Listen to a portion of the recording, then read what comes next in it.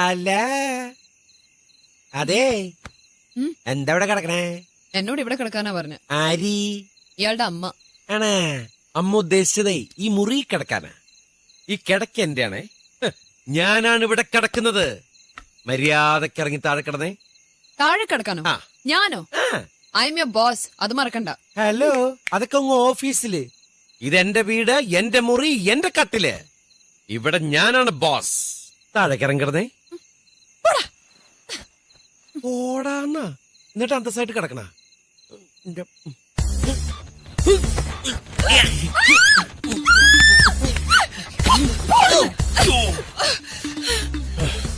You bloody pervert.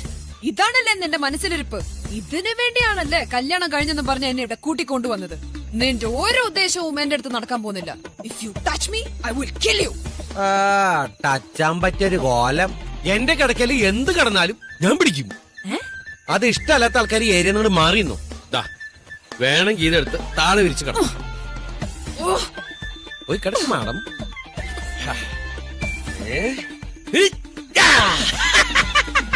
എന്ത് രസം, എന്ത് സുഖം. എന്റെ കിടക്ക ബഹുവർണം.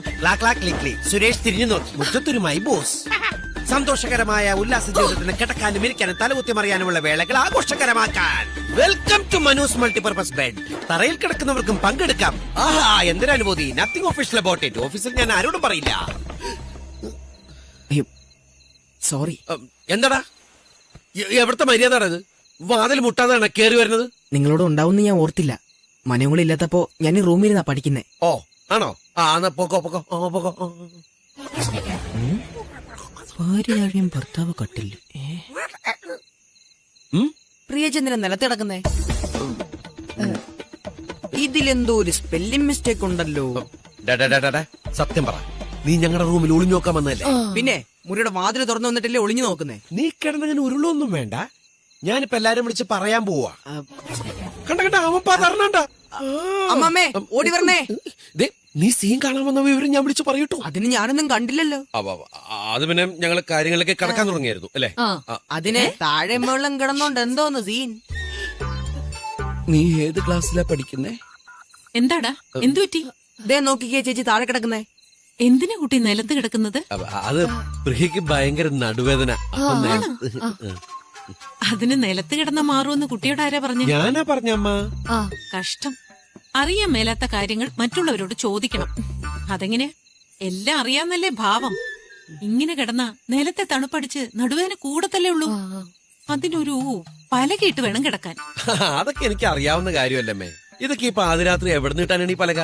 ഇത് പലക കെട്ടില്ലല്ലേ, ആ ബെഡൊക്കെ മാറ്റിയാ പോരെ? അത് ശരിയാണല്ലോ. ശരിയാ. കിടത്തേണ്ടി നീ ഇവിടുന്ന് പുറത്തേക്ക് വരുമല്ലോ. പുറത്തേക്ക് വലിച്ചെടുക്കാം അമ്മമ്മ ബെഡ്. കാഞ്ഞിരത്തിന്റെ പലകയാ, നടുവേദനയ്ക്ക് നല്ലതാ. ഇനി നിങ്ങൾ ഇവിടെ കിടന്നു. എനിക്ക് നടുവേനൊന്നുമില്ല, ഞാൻ ബെഡിൽ കിടന്നോളാം. വേണ്ട വേണ്ട, ഭാര്യയ്ക്ക് വേണ്ടി കുറച്ചൊക്കെ സഹിക്കും. വട. ശരി അമ്മേ. ഗുഡ് നൈറ്റ് അമ്മ. Good night.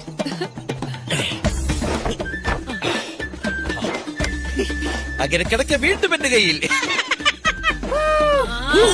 Welcome back to Manu's multipurpose bed. എന്ത് സുഖം, എന്ത് രസം. മരിയ കയറി കട്ടിൽ കിടന്നേ. ഇല്ല, ഇത് എന്റെ ബെഡാണത്. നിന്റെ വീട്, നിന്റെ മുറി, നിന്റെ കട്ടിൽ. നീ കയറി കിടക്ക്. ദേ എന്റെ ബെഡിൽ കിടന്ന ഞാൻ അപ്പ പിടിക്കും. എങ്കിലും ഇവിടെ കൊല നടക്കും. കൊലയോ? അത്രക്കായോ?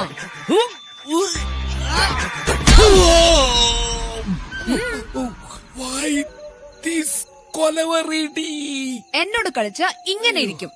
എന്റെ മണിമാളിയെ പുറത്തമ്മേ കിഴക്കാവിലമ്മേ, എന്റെ കുലദൈവങ്ങളെ കാത്തോളണേ. നിനക്ക് ഞാൻ വച്ചിട്ടുണ്ടടി, നീ അനുഭവിക്കും. നിന്നെ നാളെ മുതൽ ഞാൻ കരയിപ്പിക്കും. അലറി അലറി കരയിപ്പിക്കും.